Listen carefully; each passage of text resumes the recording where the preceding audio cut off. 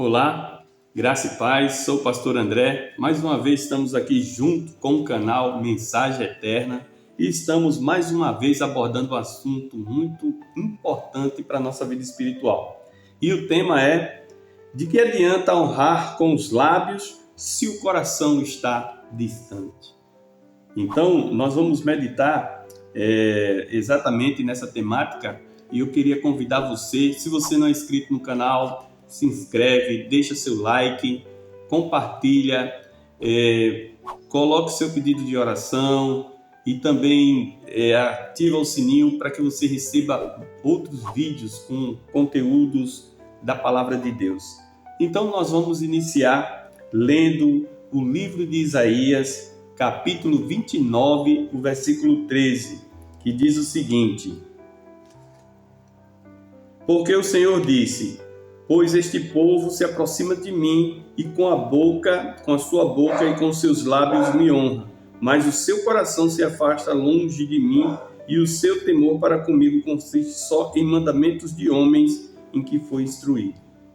Olha, gente, esse texto aqui mostra o raio-x de Israel, né?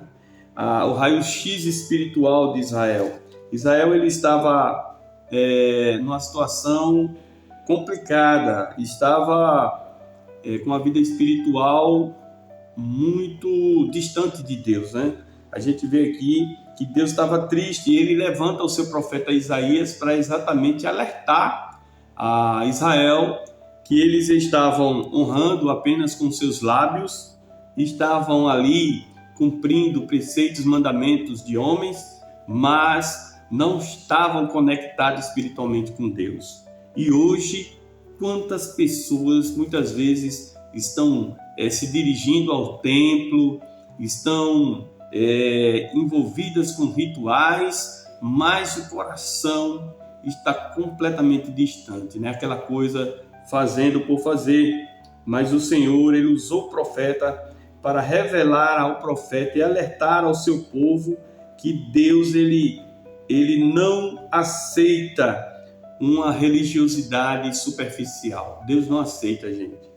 E o Senhor Jesus Cristo, quando a gente analisa, ele também ele cita esse mesmo texto quando ele está passando ali com o povo e o povo começa a glorificar, e o Senhor Jesus, ele fala exatamente isso, lá em Mateus capítulo 15, versículo 8 e 9, olha só que interessante, Mateus 15, 8 e 9, eu vou ler aqui para você, que diz assim a palavra do Senhor: Este povo se aproxima de mim com a sua boca e me honra com os seus lábios, mas o seu coração está longe de mim.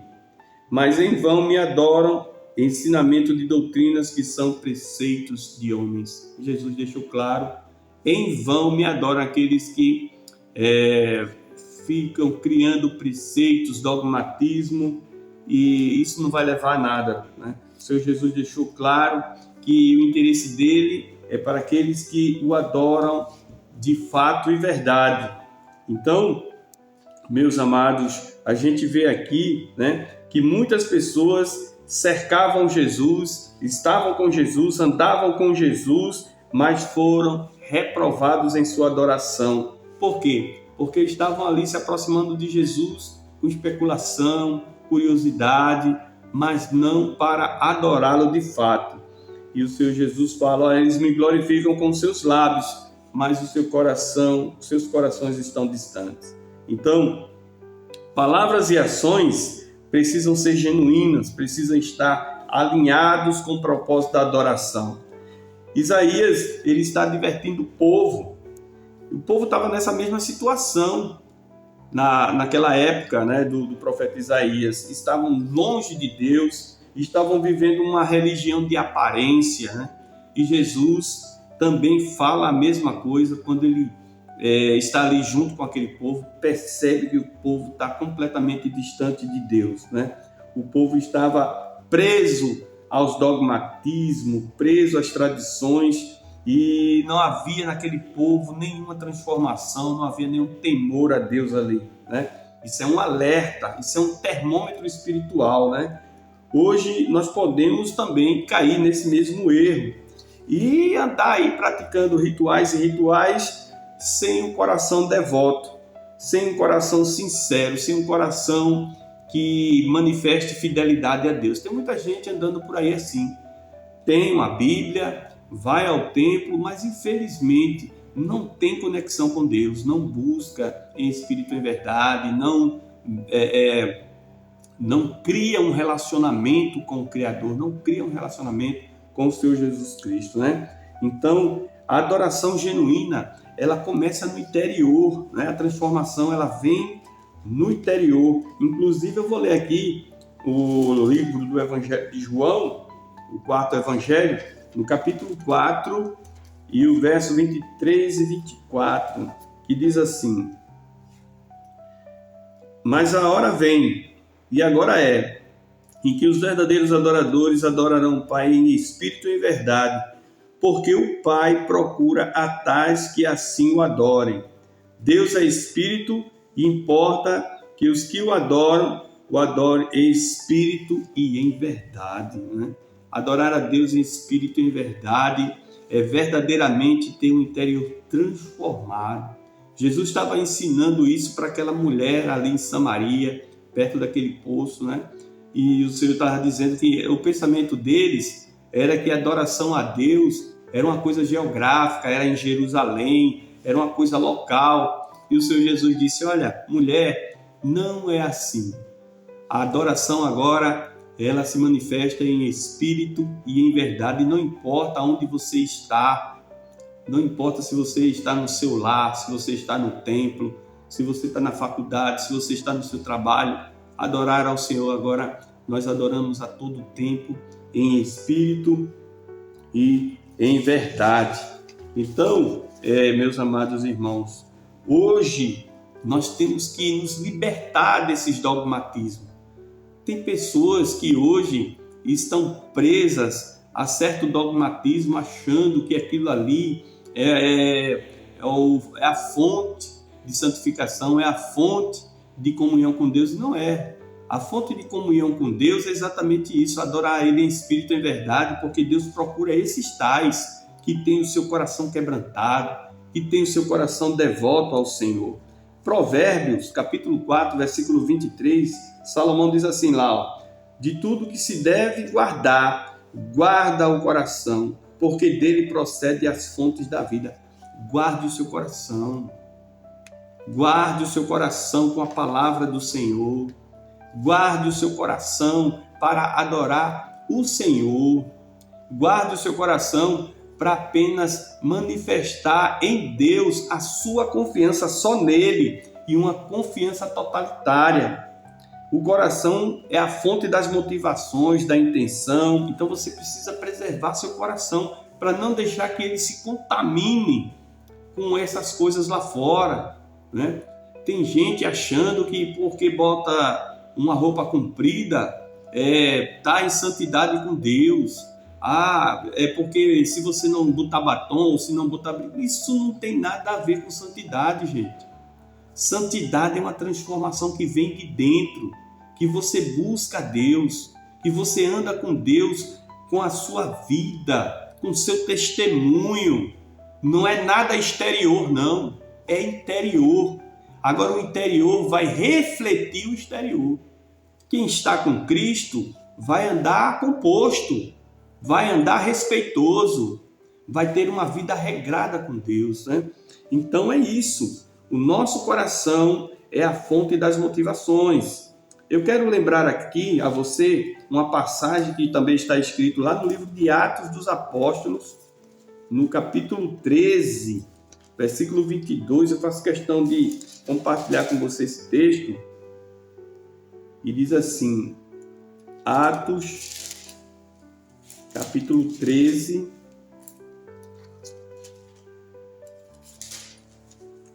versículo 22.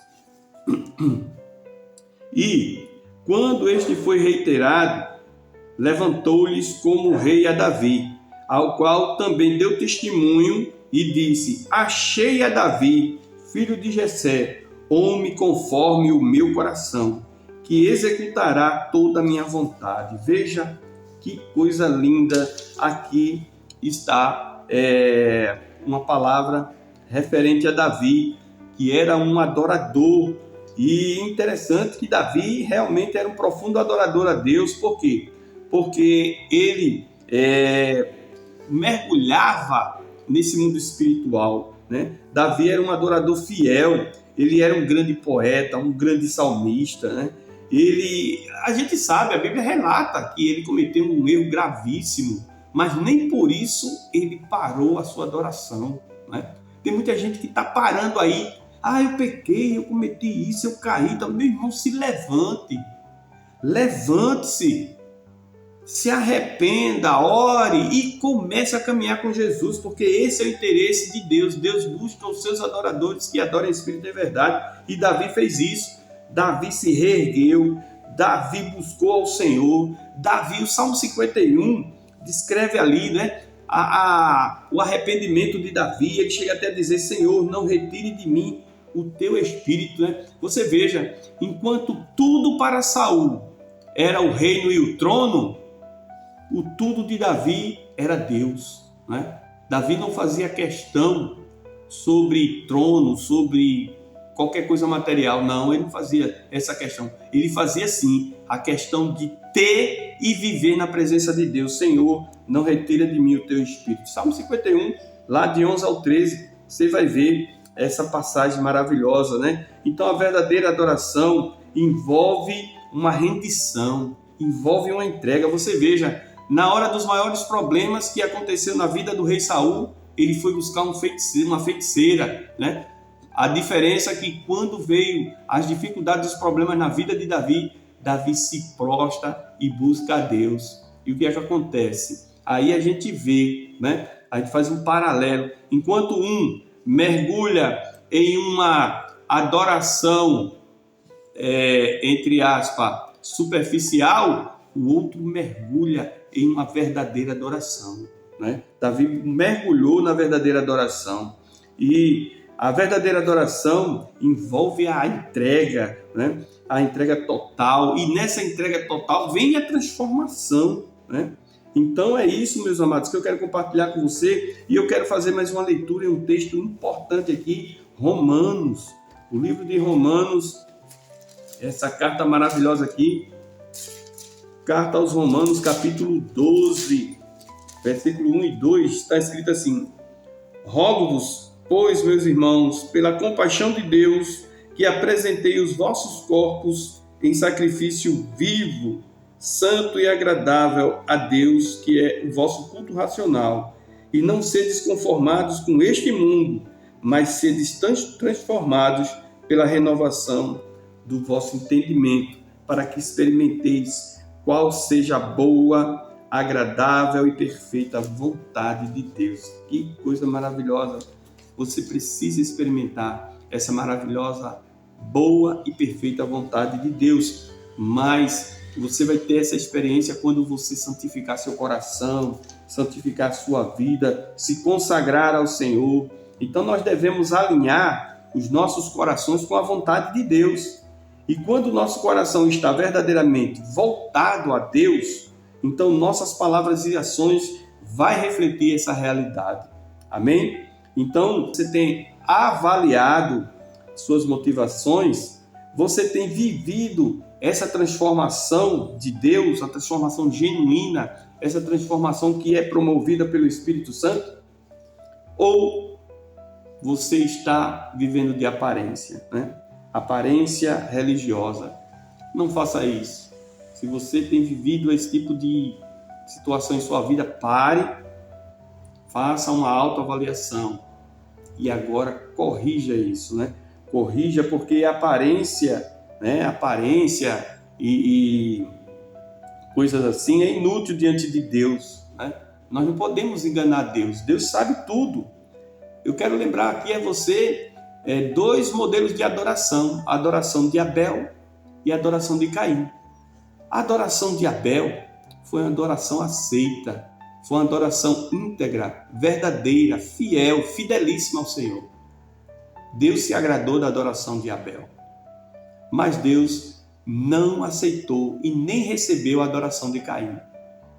E por que isso aconteceu? Porque no coração de Caim, ele associou Deus com as coisas naturais, coisas simples. E a gente tem que entender que Deus é Deus. A Deus nós ofertamos o melhor, nós ofertamos o nosso ser, nós ofertamos a nossa vida a Deus, né? Nós ofertamos tudo aquilo que é de melhor para Deus. Mas infelizmente Caim pensou errado e a sua oferta foi reprovada. Então Deus, ele não pense que você vai impressionar Deus com palavras vazias. Não. Nós devemos sim atrair a presença de Deus com um coração sincero, humilde, quebrantado. E isso sim, o Senhor se alegra. E que a nossa adoração, amados, seja genuína, seja em espírito e em verdade. O apóstolo Paulo tem uma passagem lá em Coríntios que ele diz assim: examine-se o homem a si mesmo, né? Então, faça essa avaliação, pare tudo, analise como você está nesse momento, como está a sua adoração, como está a sua comunhão com Deus, né?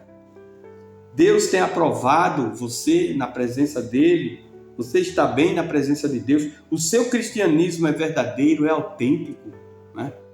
É bom a gente refletir sobre isso, né?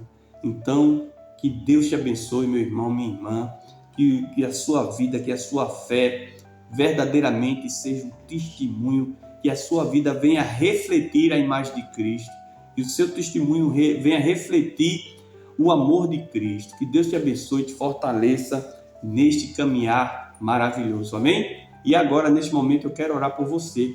E eu quero orar pelo meu amado irmão Márcio, pela sua irmã que está hospitalizada. Nós vamos fazer questão de orar aqui juntos, intercedendo.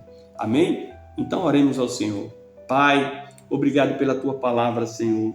Essa palavra maravilhosa que nos faz despertar para vivermos uma verdadeira adoração. Uma adoração totalitária, com a entrega, Senhor Deus, com a rendição total do nosso ser a Ti, ó Deus. Nós queremos viver na dependência do Senhor. Pai, eu quero aproveitar esse momento especial. Eu quero apresentar a vida do Márcio, Senhor. Eu quero apresentar, ó Deus, a sua irmã que está hospitalizada.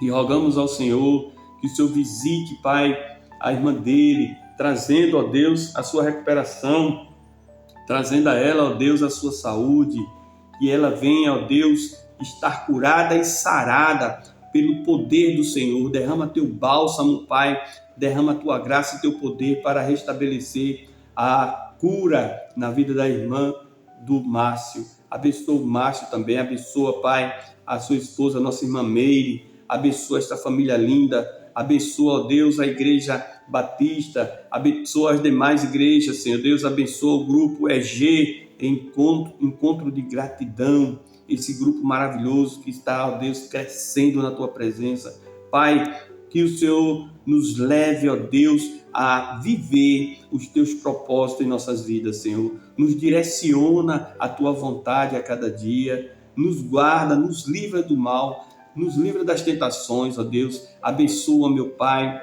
todas as autoridades constituídas pelo Senhor. Abençoa o nosso estado de Alagoas. Abençoa esse bairro, ó Deus, maravilhoso em que nós residimos, todas as famílias. Abençoa, Senhor Deus, as nações, em especial a Israel, teu povo escolhido, Senhor. Abençoa aquela nação santa, ó Deus, que os teus ricos propósitos, Senhor Deus, venham se cumprir na vida de todo aquele que crê, Senhor. Abençoa, meu Pai, em nome de Jesus, os pastores, os líderes, ó Deus, o pastor Djalma, a sua família, ó Pai, entregue em tuas mãos aos teus cuidados, ó Deus. Muito obrigado, Pai maravilhoso, pela tua rica e comensurável graça, Senhor, pela tua presença, pelo teu grande amor em nossos corações. E assim nós oramos em nome de Jesus. Amém.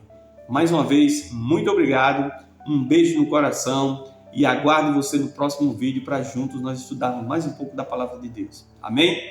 Até a próxima.